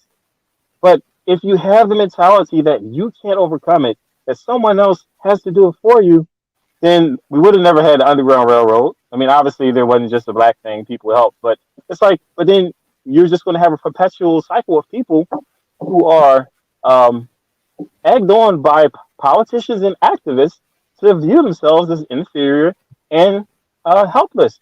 Did you know that the Smithsonian North American Museum for like Black History, they issued a pamphlet saying that hard work ethic is an aspect of white culture? There's articles out there saying that math is racist and we should lower the standards for blacks. That stuff that is now, obviously I know you guys don't follow that, but that is the danger of the victim mentality, to where when you get to the extreme end of it, it's extremely debilitating. And it does far more damage than any white person can ever do. So now, my son is 12 years old. When he was 9 years old, he started teaching himself how to code on the internet. I didn't tell him anything. He started on his own. He's learning several languages. He's learning graphic design. He's learning how to laser engrave, all on his own. Now, I do some laser engraving, but he's picking it up from me. But he has the initiative to learn these things himself. I encourage him, of course, but he uses free tools or tools that are affordable, like Skillshare, Udemy, Coursera, edx.org, Khan Academy. You can go online right now and go on MIT's website and take a free course. If we believe in ourselves, we would look for things like that instead of looking for the white man or the government to give us stuff. All of those things I mentioned are either free or they have courses that are like $8.99, $10.99, or whatever. Yeah, obviously people still need money to do those kind of things, but you get my point. The other thing I have a suggestion for is we should get rid of the earned income credit and replace it with trade school vouchers.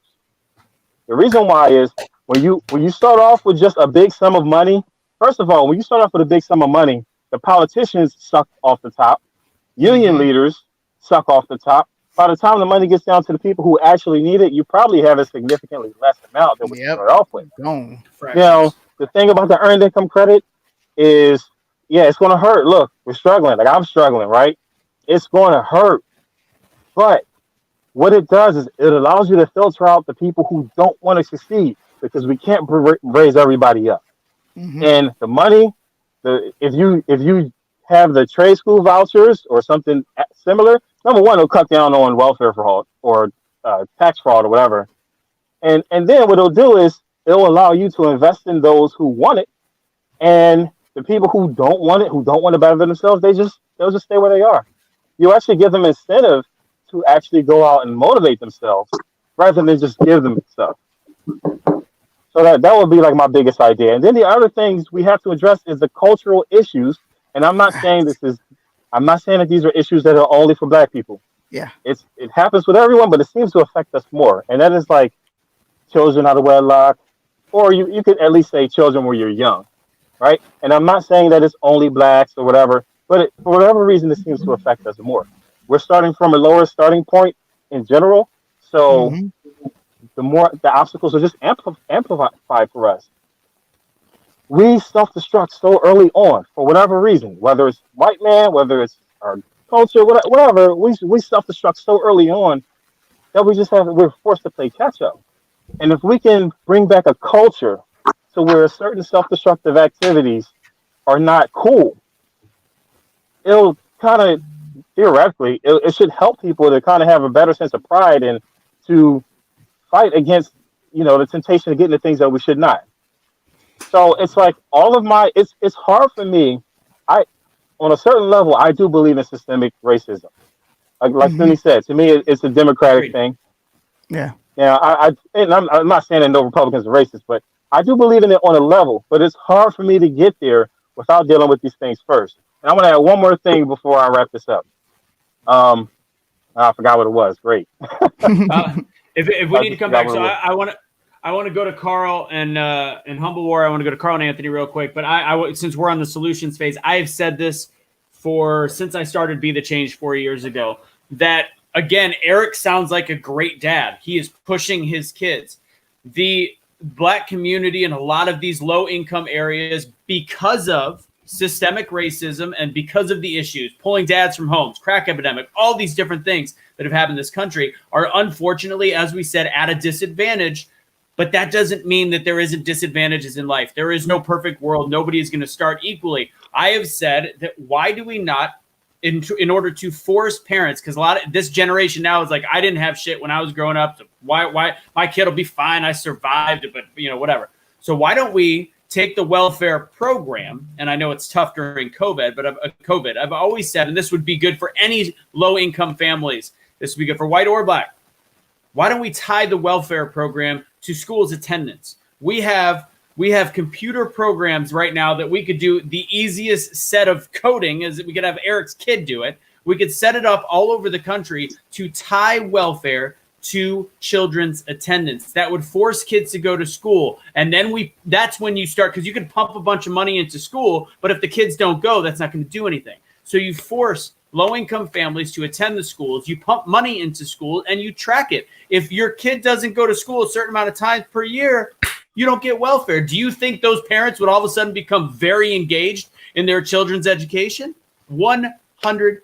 That's one of my basic solutions. I agree with everything that was said in terms of other solutions. In terms of that, you guys go ahead. Okay, so we're talking about resources here. And I mean, the very first obvious one is education. Okay, so obviously schools get their funding from property taxes. Okay, and I'm actually also a product of this. I've gone to school in the underprivileged areas, and I've gone to school in affluent areas. The difference is staggering. Okay, especially like when I went on to play college football, a lot of my friends came from the schools in the bad neighborhoods. Okay, and I was ahead of them, specifically because I was at a school with more resources. Okay, and to touch on your point about making excuses, I mean, at the end of the day, anyone can put their mind towards something and do something. Okay. But we also don't need to expect everyone to be Superman or extraordinary. Like LeBron James, that's like 1 in a trillion. And he was that physically gifted with that. To be that talented. He was just trying to make a point that it's possible. That was it. Oprah. I hear you. Okay. Anyone can achieve. This is the information age. You really don't have a lot of excuses because, like he said, like Eric said, I told Carl this months ago. I mean, MIT has a program that you can access for free. Yeah. Okay, so in this information age, I mean, man, like there really isn't a lot of excuses for you not to know something. Or if you don't, you can obviously just go look it up. But at the same time, I mean, like, you know, not everyone's going to be extraordinary. Okay, so if schools in these areas had more resources, we're going to have better results. Just like when you see LeBron James and Jalen Rose, okay, they started high school academies and their graduation rates are like 99%. Yeah. Okay, so when the resources are there, the results follow. And just to bring it back to like you was talking about systematic, you know, racism, this and that. Okay, we alluded to the ghetto and what the ghetto was even constituted in this country for. Basically, it was a place to put people and not give them the resources that they needed. Okay, this is not an excuse. This happened.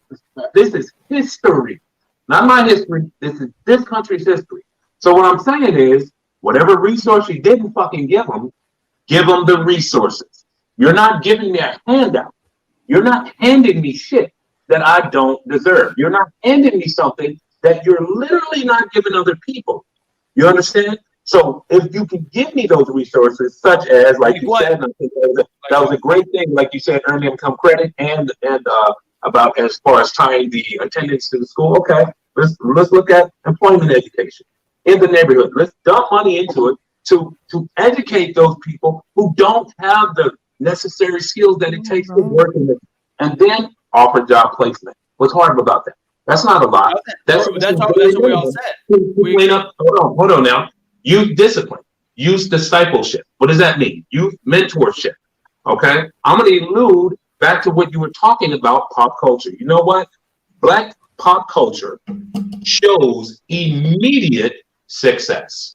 You understand what I mean? So if I make a record and I show my ass or my body and this and that, and I drop it like it's hot, or I do whatever, I do a lap dance with the devil, I make millions, and I can get out of this shit that quick. So, and it also shows that way when it comes to sports. Man, if I can jump real high and dunk, if I can run real fast, if I can run the 4.4 and 4.0 flat, I'm going to be rich. Look if I do that. That is the reason why in the black culture, why in the hell don't you think that they look at being rocket scientists? It's not that they can't, it's that they can only see what's in front of them. And the things that they see in those neighborhoods that is being successful are not the same things in the white neighborhoods. Man. You know what I mean? I don't know many black people in the hood when I was growing up in Oakland, California, in East Oakland, that was saying, you know what? I think I want to be a mechanical engineer. They didn't know that. You know what I mean? There was teachers that's telling them, well, you're tall, man. Are you good at basketball? Are you good at this? Not if you're good at law.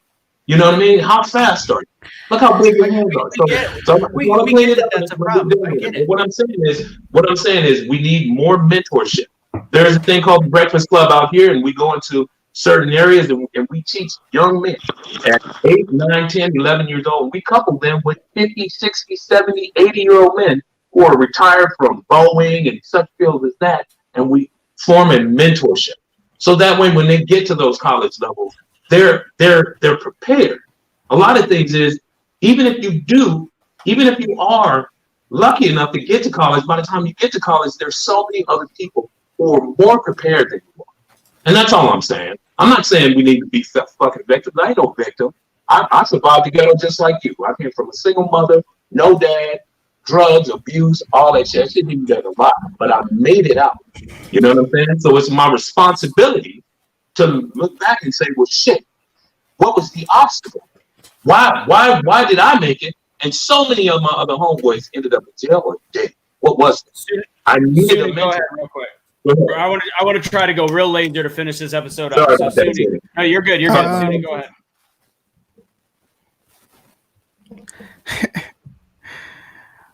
I just hear what we can't do. I haven't heard a single solution. The only way anything happens, like all the stuff that you're asking for, the only way that happens is if Black people get out and go vote.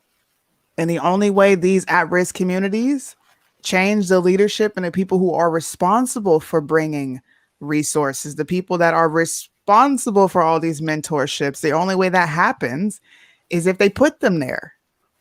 Mm-hmm. Everything else is just saying, well, we can't do, and white people got this, and we don't got this. We need this. Okay, well, what are you doing? How do we get it? We know what we need. Now, the next step is, how do we go about organizing and coming together? Because we can sit and talk about what we do and don't have forever, which is what Black people do. But when are you going to get out and do something? You're responsible for your own success. You are responsible for your communities. I took initiative in my own community. Why can't we do that collectively? Why is that mentality not pushed? Why do we got to say, well, white people got this and I don't got it? Well, white schools got this, but we don't got it. Okay, well, why don't we have it? We don't have it because we don't force people to give it to us. We vote Democrat every 4 years and they don't do shit for us. That is why it's not there. Like legit, bro. If you look at all these cities that are at risk, they're in a Democrat-ran state. So if you want it to change it. Because all we're doing is saying what we don't have. I haven't heard a single solution. You said what we need. How do we go about getting that?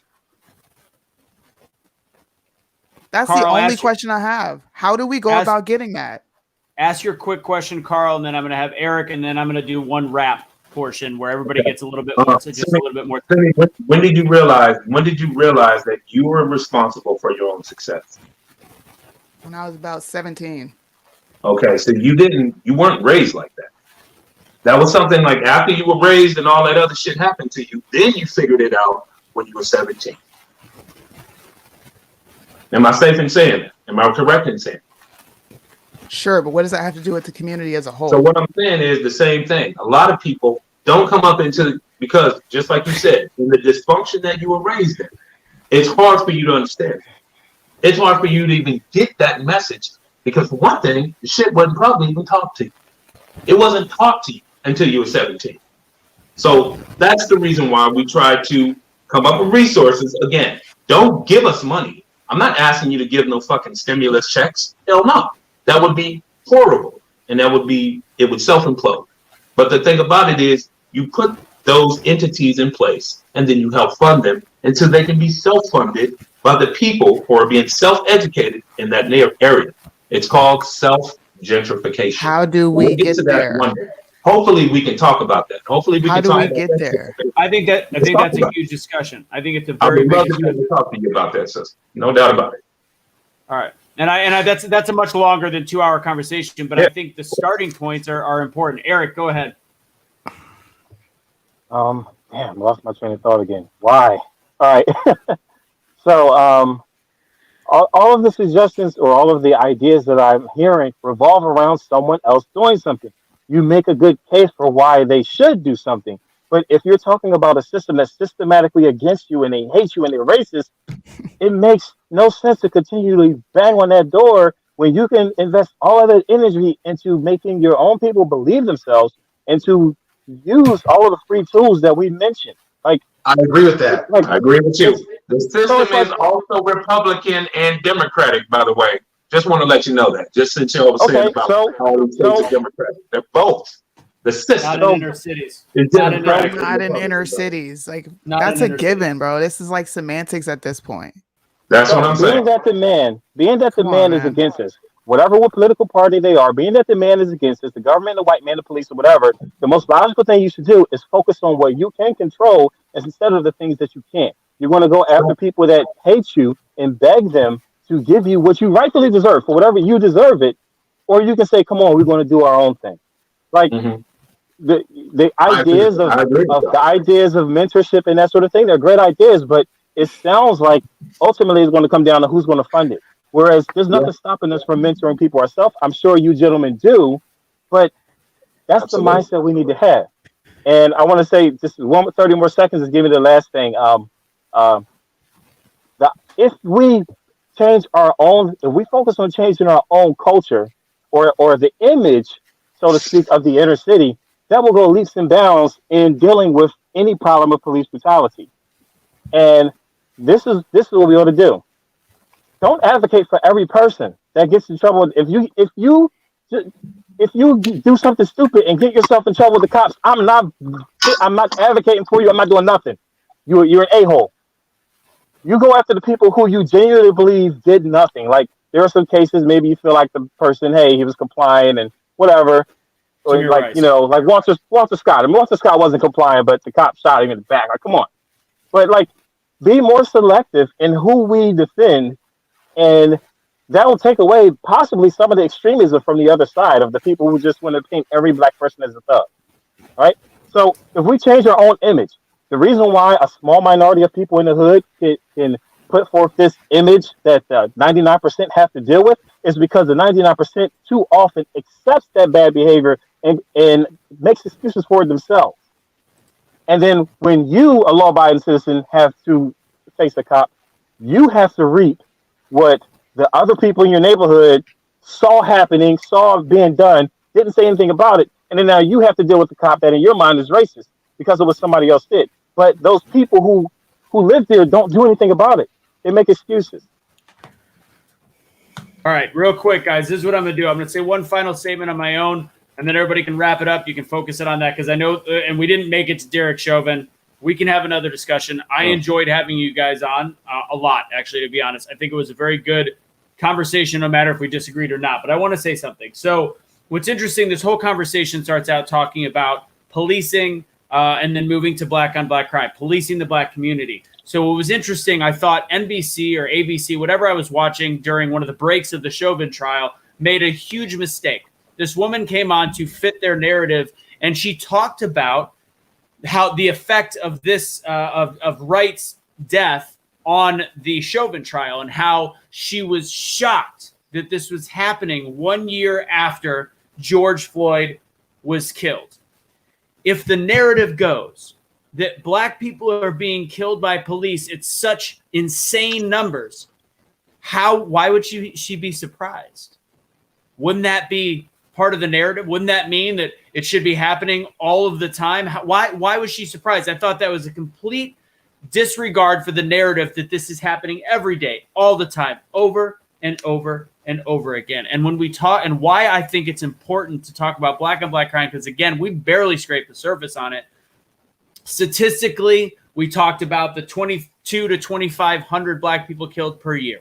I can tell you it was 400 in New York. It was over 400 in Chicago. These are major cities, Democrat run or not. I don't give a shit about politics right now. The reason why I think it's important, and I had this conversation with Curtis back when he was on the show, and we went into it for an hour because he said, but the problem is the heart of the black community. And you could talk about education, systemic racism. It's right here. Why am I talking about the bicep? And I said, that's a great point. Because right now, the way you're looking at police on black crime, you're looking at a fingernail. Based on the statistical numbers of black deaths and black issues and black oppressions, you're looking at a fingernail. And maybe that fingernail is what's causing all the pain based on the media. That fingernail is causing all this pain. But in fact, when you've got something going on with your nail, it turns out that it might be related all the way back from the heart. It's circulation. So it's circulation through the body. And really, you might have to fix that bicep.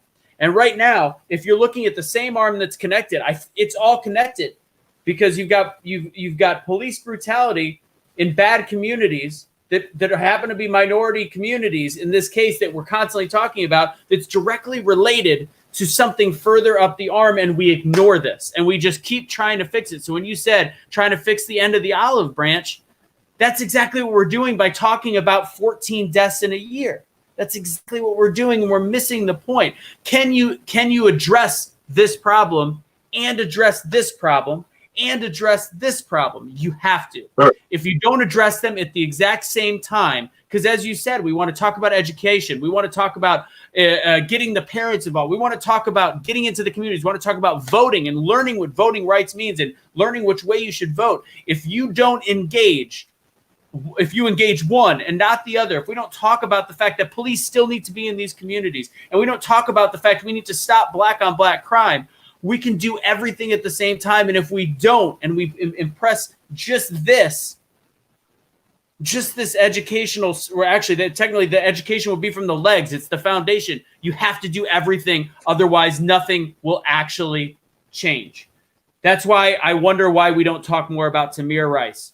We talk about Michael Brown instead. Why? Because the politicians, and I'm going to say Republican and Democrat, just like you said, the system wants the division. If they didn't want division, they would talk about Tamir Rice. They wouldn't talk about Michael Brown. Michael Brown gives an out for half of America to say that 300-pound son of a bitch was fighting a police officer. Why do we give a shit that he died? Tamir Rice was an innocent 12-year-old. We talked about him for 3 days. There was no marches. There was nothing about this. Once in a while, you see Tamir Rice on a sign and you go, oh, that person gets it. Because at the end of the day, division is what the media wants. They are shaking up the jar that Soonie keeps talking about, and they're making us fight against each other when we have to address all of the problems and at the same time realize there is a cause and effect, and get away from the racism card. Get away from let's help each other instead of blame white people, blame police officers, and just assume that all police officers are perfect. It is an imperfect world, and we have to look at everything from every sense of the word. Last thing, it is Robert's birthday, and I just want to, he's one of our longstanding viewers, so I'm wishing a happy birthday to Robert. Let's go ahead and have, let's have Eric go, and then we'll have you two go, and then Soonie, and that's the end of the show. Final words, final response.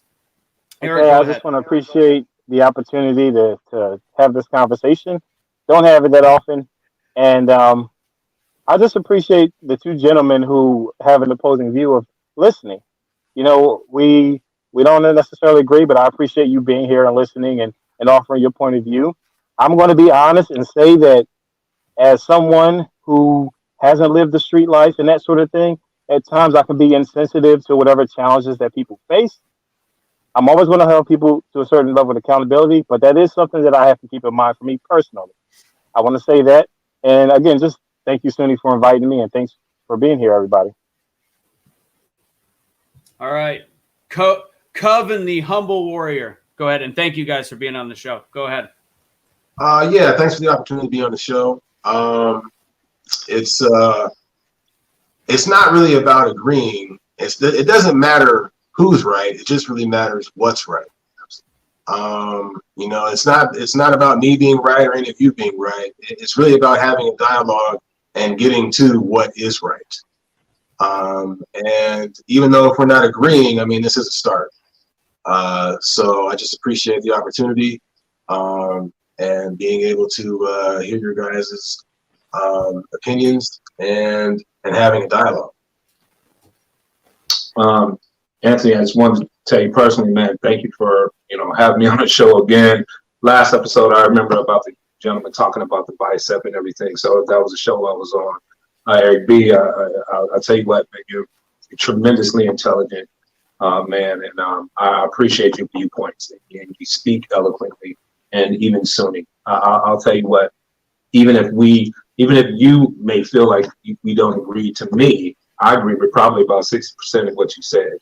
And I would love to be able to have that conversation. We weren't able to dive into a lot of it. So a lot of it was snippets, but I would love to be able to continue this discussion with you guys and get a full landscape of what I was trying to say as far as the neighborhood and things. No money being dumped into the neighborhood. There's a much more practical way of doing things. And I want to give a special shout out to Cashley Kevin. The last time I was here, me and him didn't agree on everything like this, but what I do agree with him is the amount of help that he has given to hundreds and hundreds of people while he was out here. And he really used his platform to, and let his voice be heard and let his works be heard. And a young brother like that needs to be out here doing exactly what he was doing and on a bigger landscape. And just want to let you know that my thoughts and prayers are with you, brother, and fight through this and get through this, man. You got people even on the opposing side that are standing with you. All right. Awesome. And before we go to Soonie, the big thing that you guys talked about is, what do we do? And ultimately, Soonie and I and Eric can all have our side and we can have our opinion. We could fight for something, but without having us as a group and having opposing viewpoints come up with a way, this is the way the government's supposed to work, this is the way politics were supposed to work. Without us all coming to this, how can we activate? How can we take action? How can we be the change? Even though we disagree, can we find something that makes sense we can all work on together? That's how change happens. So disagreements or not, a lot of agreements were there. And I think that's a huge power and a huge testament to why we have these conversations. Soonie, go ahead and wrap us up. I think more conversations. Am I muted? I can't really hear myself. No. Yeah, I think more conversations like this need to occur. I'm just a solution kind of realist. I don't really add my feelings to these conversations, so people are just like, "Damn, like you're cold, or you you don't care." But I do.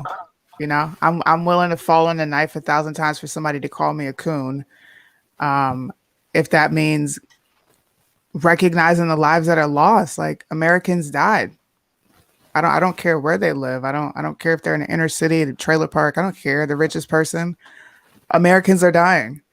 And until we fix the root issue, until we talk about how fatherlessness is a disease, until we talk about the education, until we talk about the lack of morals instilled, we're going to forever be having these empty conversations. So